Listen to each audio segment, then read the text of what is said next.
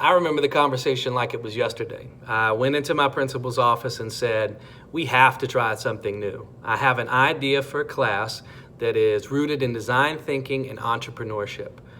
It's less theory, more practicality, and I really wanted students to just tap into that creative side that we often lose in kids once they get to middle school.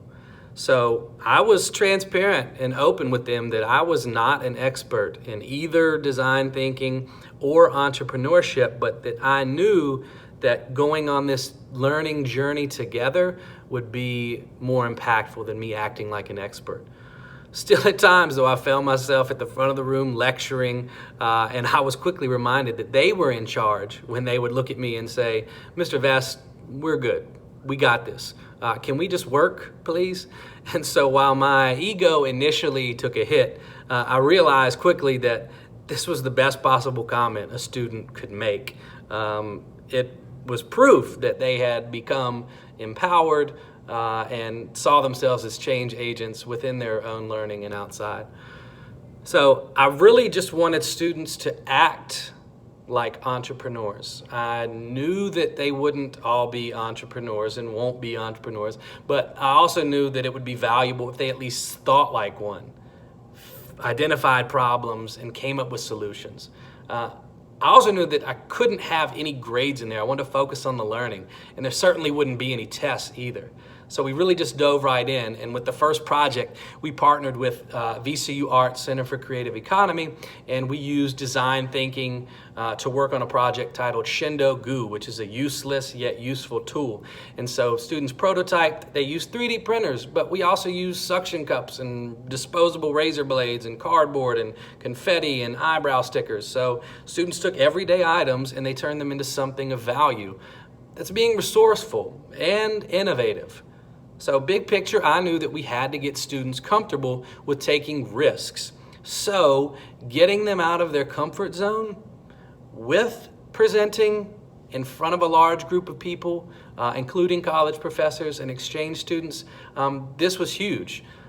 But I also knew that I wanted students to be able to articulate their own thoughts about what worked and what didn't work as we went through the year. And so this is where something like Flipgrid and just really cell phone video in general was huge. So we were deliberate about students recording themselves and reflecting, not just at the end, but throughout this creative process. They recognized that not only were they being given new freedom to be creative, but they were also becoming more self-aware, and in turn, they were becoming more confident. I had students that wouldn't speak on day one running for class president in their civics class, and that was just 2 months into the school year. So when asked to present to all 72 school principals, specialists, and district leadership, students stole the show by providing this new model of personalized learning that allowed them to see themselves, once again, as change agents. They challenged the high school principals, said the words for them to step their game up, and asked what their plans were to ensure that this type of learning would be provided for them next year when they started high school. It was a very great moment, and they received a standing ovation from everyone in that room. Students from my class were also invited to help shape our district's learner profile in response to the profile of a Virginia graduate. They created their own business concepts and pitched it to local entrepreneurs. And they even researched sports science equipment and went to Virginia Commonwealth University Siegel Center, where they designed a wearable and once again pitched it to adults from our city. So these experiences were all product oriented, and yet what we found was that the greatest learning took place during the process. It was never about the content or knowledge they were gaining. It was always about the skills and the mindset.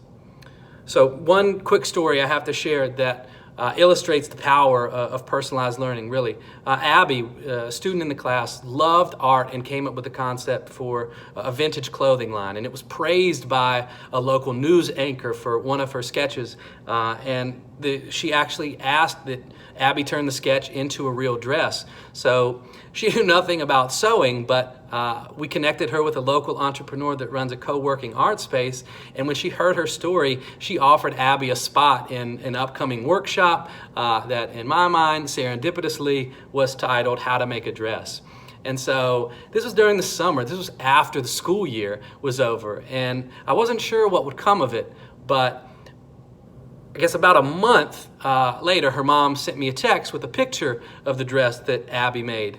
And it wasn't the dress that the news anchor wanted, but she did make a dress and planted the seed of a potentially future fashion designer's first piece.